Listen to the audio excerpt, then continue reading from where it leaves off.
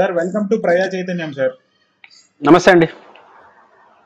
Sir ఇప్పుడు వారం రోజుల నుంచి ఏదైతే విజయవాడలో తుఫాన్ వచ్చింది, ప్రకాశం బ్యారేజ్ దగ్గర గేట్ దగ్గర బోట్స్ కొట్టుకొచ్చాయి అంటున్నారో, దాంట్లో జగన్మోహన్ రెడ్డి గారి హస్తం ఉందని చెప్పి, వైసీపీ నాయకుల హస్తం ఉందని చెప్పి టీడీపీ వాళ్ళు ఆరోపిస్తున్నారు సార్. దాన్ని ఎట్లా చూడాలి ఏంటి సార్?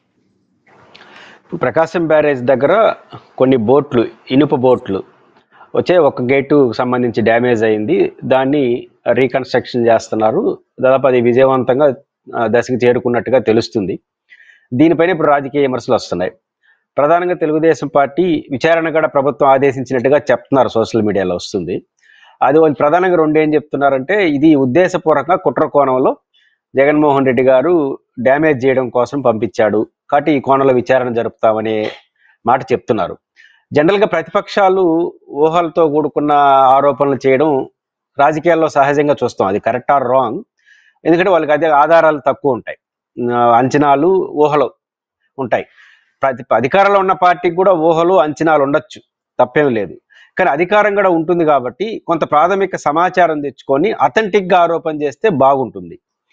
ఇప్పుడు జగన్మోహన్ రెడ్డి గారు నాయకత్వంలో వైఎస్ఆర్ కాంగ్రెస్ పార్టీ ఆడు గేట్లు కొట్టేశారు, కావాలని డ్యామేజ్ చేయడానికి ట్రై చేసినాడు అనే మాట ఏదైతే మీరు అంటున్నారో, ప్రధానంగా గతంలో చంద్రబాబు నాయుడు గారు ఒక యథాలాపంగా అన్న మాట ఏంటంటే, బాబాయ్ హత్యని ప్రస్తావిస్తూ దానికి సిద్ధపడిన వాళ్ళు దీనికి కూడా సిద్ధపడతారు అంటే పోలిక కొంచెం అసహజంగా ఉంది.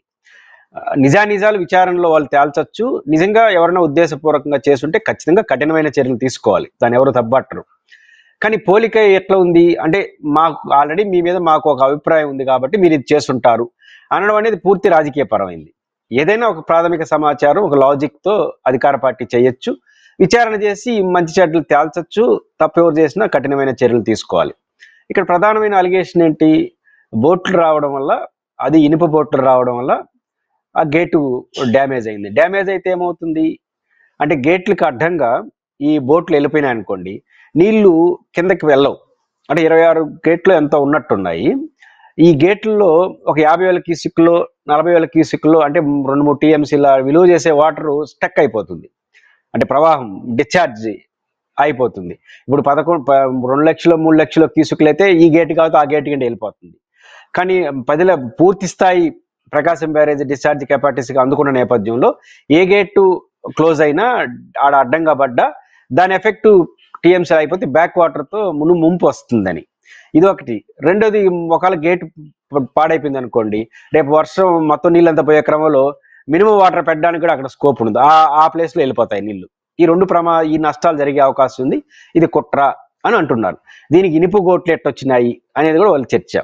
ఇక్కడ నేను అనుకుంటుంది, ఇది ఆధారాలు లేకపోయినా ఇన్ జనరల్గా అనుకుంటున్నటువంటి అంచనా ఏంటంటే, నా అంచనా ప్రకారం ఆ బోట్లు ఎక్కడి నుంచి వచ్చి ఉండొచ్చు, ఎవరి నుంచి వచ్చి ఉండొచ్చు అనేది రెండో ప్రశ్న.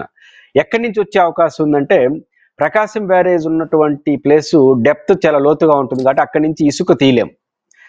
కాబట్టి ఒక 20 కిలోమీటర్ల పైభాగాన, విజయవాడ వాళ్ళకి సంబంధించి అవగాహన ఉన్న వాళ్ళు నేను సంప్రదిస్తే వాళ్ళు చెప్పింది ఏంటంటే, 20 కిలోమీటర్ల పైభాగాన అంటే ప్రకాశం బ్యారేజ్కి పైభాగాన 2 రకాల బోట్లు ఉండే అవకాశం ఉంది.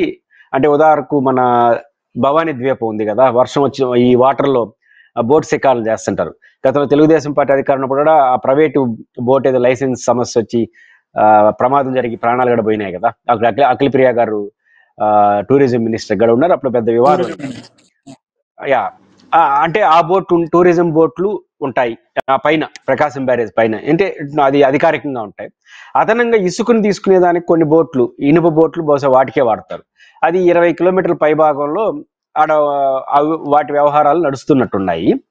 సహజంగా ఏం చేస్తారు బోట్లు, ఇప్పుడు ఉదాహరణకు మన టౌన్లో హైదరాబాద్ కావచ్చు, తిరుపతిలో కావచ్చు, ప్రైవేట్ అయినా పబ్లిక్ అయినా ఆర్టీసీ అయినా ఏం చేస్తారు, అన్నీ తన పని చూసుకుని వచ్చి బస్ స్టాండ్లో పెడతారు. ఈ బోట్లు ఇవన్నీ ఆడ పెడతారు, ముఖ్యంగా ఇసుక బోట్లు కావచ్చు, ఈ ఫిషర్మెన్ వలలు వేసుకొని చేపలు పట్టేటప్పుడు బోట్లు, ఇవన్నీ ఆడ పెడతారు, ఒడ్డును పెడతారు.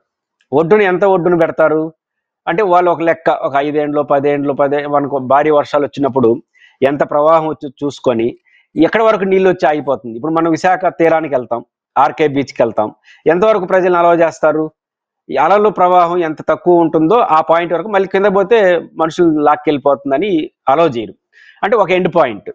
అట్లా ఈ బోట్లు కూడా బహుశా నాకున్న అవగాహన మేరకు ఈ ఇసుక తీసుకునే బోట్లు అధికారికంగా తీసుకుంటున్నాయా, అనధికారికంగా తీసుకుంటున్నాయా, టూరిజం ఏమన్నా కావచ్చు, ఈ బోట్లు తమ పని అయిపోయిన తర్వాత ఎండ్ పాయింట్లో పెడతాయి. ఈ భవానీ దీపం టూరిజం బోట్లు బహుశా వాటర్లోనే ఉండొచ్చేమో ద్వీపంలో, కానీ ఈ ఇసుక తీసుకునే వాళ్ళు ఎండ్ పాయింట్లో పెడతారు.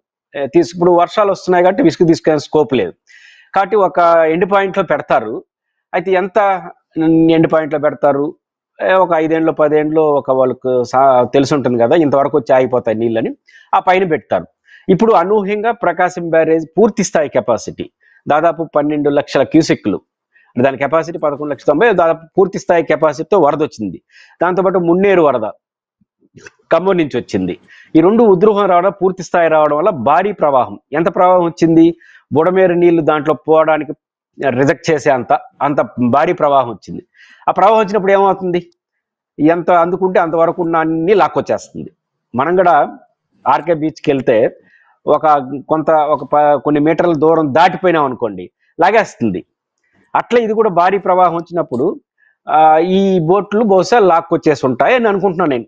ఈ మున్నేరు అన్ని రకాల వాగులు, ఈ కొండవీటి వాగు, బుడమేరు వాగు, ఇంకా కొన్ని చిన్న వాగులు, మున్నేరు వాగు, కృష్ణానది అన్ని ఏకకాలంలో ఉధృతంగా ప్రవర్తించడం వల్ల దానికి ఎంత దూరం ప్రవహిస్తుందో అంత దూరం ఉన్న వాటిని లాగేసి ఉంటుంది. అట్లా ఈ బోట్లు బహుశా వచ్చేసి ఉంటాయని నేనైతే అనుకుంటున్నాను, నాకున్న ప్రాథమిక పరిజ్ఞానం మేరకు. కొంతమంది విజయవాడలో ఆరోపించేది, కానీ టీడీపీ వాళ్ళు ఆరోపించేది ఏంటంటే తలసిల రఘురామ్ ఎవరైతే ఉన్నారో ఆయన దగ్గర మనిషి ఒకళ్ళు కావాలని వదిలేసరి 3 బోట్లు వైసీపీకి చెందినవి అని చెప్పి అంటున్నారు. అంటే ఒకటి, ఈ పాయింట్ ఆఫ్ వ్యూలో మనం ఎలా చూడాలంటే, నాకున్న అంచనా ప్రకారం ఇప్పుడు ఇసుక తీసుకునేది అధికారికంగా ఉంటుంది కదా, అధికారికంగా తీసుకుని అంటే సమ్ ఎక్స్ పేరుతో బోట్ ఉందంటే అధికారికంగా పర్మిషన్ ఉంటేనే, అనధికారికంగా తీసుకున్న పేరుతో పెట్టకూడదు కదా. బోట్ పర్మిషన్, వాటి బోటు యొక్క దాని యొక్క ఓనర్షిప్ అనధికారికంగా తీసుకున్న బోట్లు అధికారికంగా కూడా పెట్టుకోడు. అధికారికంగా కొన్ని పేర్లు వాళ్ళు చెప్తున్నారంటే నిజమైతే, వాళ్ళు చేస్తున్న ఆరోపణలు నిజమైతే. గోదావరిలో జరిగింది సేమ్ ఇదే కదా సార్, పాపికొండల దగ్గర జరిగింది కూడా అట్లాగే. అదైనా సరే అది ఎవరిదన్నా కావచ్చు, సమ్ ఎక్స్ పేరు కావచ్చు, తలసరి రఘురామ్ పేరుతోనే ఉండొచ్చు, లేదా మన ఆయన పేరు సురేష్ పేరు వినిపిస్తాం చెప్తున్నారు వాళ్ళు ఉండొచ్చు. నా పాయింట్ ఏంటంటే, ఇసుకని అధికారికంగా తీసుకునే బోట్లు అనుకుందాం, అధికారికంగా తీసుకునే బోట్లకే పేర్లు పెట్టుకుంటారు. ఆ అధికారికంగా తీసుకునే బోట్లని ఒక ఎండ్ పాయింట్లో పెడతారు. ఇప్పుడు అధికారికంగా ఎవరుకుంటాయి ఆ బోట్లన్నీ? సహజంగా తెలుగుదేశం అధికారంకి వచ్చి ఇప్పుడు 100 రోజులు అయింది. ఒక బోట్కి ఏదైనా పర్మిషన్ ఇచ్చాను ఇసుక తీసుకునేదానికి 1 year 2 years ఇస్తారు కదా.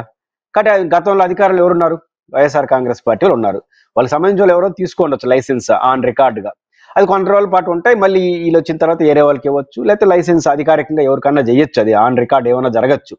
ఒకవేళ వీళ్ళిద్దరి పేరుతోనే ఆ బోట్ ఉండి అధికారికంగా తీసుకుంటా ఉన్నారు ఏది ఇసుక అనుకుందాం. ఇప్పుడు వాళ్ళు ఆ పాయింట్లో పెట్టారు, ఇప్పుడు వరద వచ్చేసింది, కొట్టిందంటే ఏమవుతుంది, అది కూడా వచ్చేస్తుంది. ఇది ఏ పార్టీ ఓడదో వాళ్ళకి ఏం సంబంధం, లాగేస్తుంది. దీని ప్రభుత్వం ఆరోపణ చేయలేదు కదా. ఎప్పుడు చేయొచ్చు అంటే, వరద హెచ్చరిక మామూలుగా మీరు చేపలు పట్టే వాళ్ళకి హెచ్చరికలు చేస్తుంటారు, కొన్ని అలర్ట్ చేస్తుంటారు. అంటే వాళ్ళు కొన్ని కిలోమీటర్ల వరకు చేపలు పట్టుకోవడానికి పోతూ ఉంటారు ఫిషర్మెన్. వరదలు వచ్చినప్పుడు వాతావరణ శాఖ ఏం చెప్తుంది, ఇంత దూరం వెళ్ళాలి, ఇంత దూరం పైన వెళ్ళకూడదు, మరియు కొన్ని సందర్భాలు అసలు వేటకే వెళ్ళొద్దు, హెచ్చరికలు చేస్తుంటారు కదా. అట్లా ఇప్పుడు ఈ బోట్లు నిర్వహించే వాళ్ళు ఎవరైనా ఉంటే అధికారికంగా లేదా అనధికారికంగా బోట్లు ఎక్కడన్నా ఉన్నా కూడా వెంటనే ఏం చేయాలి, లాగి వాళ్ళకి సంబంధించిన వ్యక్తులు తీసాడు బారేమనాలి. ఎందుకంటే హెచ్చరిక చేయాలి. హెచ్చరిక చేశారా, చేయలేదంటే ప్రభుత్వం కూడా ఊహించుకొని ఉండదు కదా ఇంత దూరం వస్తుందని.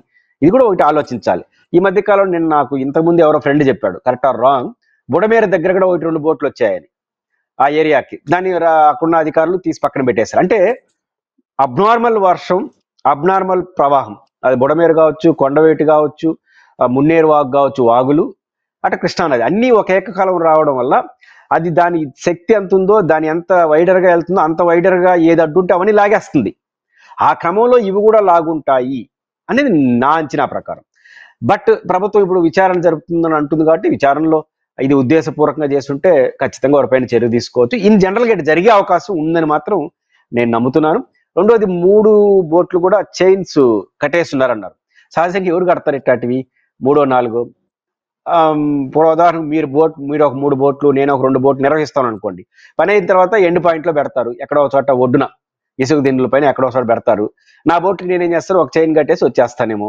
ఇట్లా ఉంటుంది. నేను జనరల్గా అనుకుంటా ఉండేది మాత్రం ఇది సహజ ప్రవాహం అసహజంగా మారడం, ఇంతవరకు ఎప్పుడు రాని ప్రాంతాల వరకు వెళ్ళడం వల్ల అది లాగేసి ఉంటుంది అక్కడ నిల్వ ఉంచినటువంటి బోట్లని అనుకుంటున్నాను. కుట్రకోణంతో పంపించుంటారు అని నేనైతే అనుకోవట్లేదు. బట్ ప్రభుత్వం అనుకుంటా ఉంది. ఇప్పటివరకు వాళ్ళు ఆ కుట్రకోణానికి వాళ్ళు చెప్తున్న కారణం వాళ్ళ క్యారెక్టరే అంతా, మా ప్రభుత్వాన్ని ఏదో ఒక డ్యామేజ్ చేయాలనుకుంటున్నారు అనే ఆధారంతోనే మాట్లాడుతున్నారు. లేదా సమ్ ఎక్స్పైర్ వైపేరు ఉన్నా కూడా ఖచ్చితంగా అది అధికారికంగా తీసుకొని ఉంటే ఆడ బోట్లు పెట్టుంటే దాన్ని హెచ్చరిక చేసి లాగాలి కదా. కాబట్టి అధికారికంగా అనధికారికంగా పక్కన పెడితే నా పాయింట్ ఆఫ్ వ్యూలో సహజంగా ఇటు జరుగుండొచ్చు. ఎవరి పేరుతో ఉన్నా కూడా ప్రభుత్వం హెచ్చరిక చేసి వాళ్ళు తీసుండదు కదా. అబ్నార్మల్ వర్షపాతాలు వచ్చాయి. ఉదాహరణకు బుడమేరుకి ఆనుకొని మీదో నాదో ఒక పొక్లైన్ ఉండింది అనుకోండి. మన ఇంటికాడ ఒక ప్రైవేట్ వ్యక్తి ఉంటారు, మీరు ఒకరు ఉంటారు. బుడమేరుకి చాలా సుదీర్ఘ కొంత దూరంలో ఒక పొక్లైన్ పెట్టుకుంటారు, ఒక భారీ లారీ పెట్టుకుంటారు. వ్యాపారమే నేను చెప్పేది, పెట్టుకుంటారు. ఇప్పుడు బుడమేరు ఒకసారి కొట్టింది, దాన్ని లాగేసింది అనుకోండి, ఆడపోయి అడ్డుకునింది అనుకోండి, మీ కారు మీకు ఒక వైసీపీ ముద్ర వేసి ఇది కుట్ర పన్ని మనోడు పంపించాడంటే ఎట్లుంటుందో ఇది కూడా అట్లే ఉండొచ్చు అని అనుకుంటుండా. Correct or wrong? బట్ ప్రభుత్వం విచారిస్తానంటుంది, మంచిదే, విచారించండి. ఎవరైనా ఉద్దేశపూర్వకంగా చేస్తుంటే కఠినమైన చర్యలు తీసుకోండి. అలా కాకుండా ఒక రాజకీయ విమర్శ చేయడం కోసం, మా ఇల్లు ముంచడం కోసం బుడమేరుని డైవర్ట్ చేశాడని జగన్ అన్నాడు కాబట్టి నేను కూడా ఒకటి వేసేస్తాను అని ఏమైనా వేసినారా అనేది 2-3 రోజుల్లో, 4 రోజుల్లో, 6 రోజుల్లో తేలుతుంది. గతంలో కూడా మీకు గుర్తుంటే జగన్మోహన్ రెడ్డి గారు ముఖ్యమంత్రిగా ఉన్నప్పుడు ఒక పడవ ఒక గేట్ కాడికి ఆనుకునేసింది. ఆనుకున్నప్పుడు అప్పుడు తెలుగుదేశం పార్టీ వాళ్ళు చెప్పింది ఏంటంటే, దీన్ని ఆపి నీళ్లు నిల్వ చేసి స్టక్ చేసి చంద్రబాబు ఇల్లు ముంచేదానికోసం ప్రయత్నం చేశారన్నారు. అప్పుడు మళ్ళీ అదంతా కాదనిపించింది. అప్పుడు కూడా కొట్టుకొచ్చేసింది అన్నారు ఆ బోటు. అట్లాంటిదే ఇది కూడా ఉండొచ్చు. బట్ రాజకీయ విమర్శలు చేసుకుంటున్నారు, విచారణ చేస్తా ఉంటున్నారు కాబట్టి చేయండి. తప్పు ఉంటే కఠినమైన చర్యలు తీసుకోండి. లేకపోతే ఏదో ఒకటి చేయాలి కాబట్టి చేస్తే అది ప్రభుత్వానికి అంత మంచిది కాదు.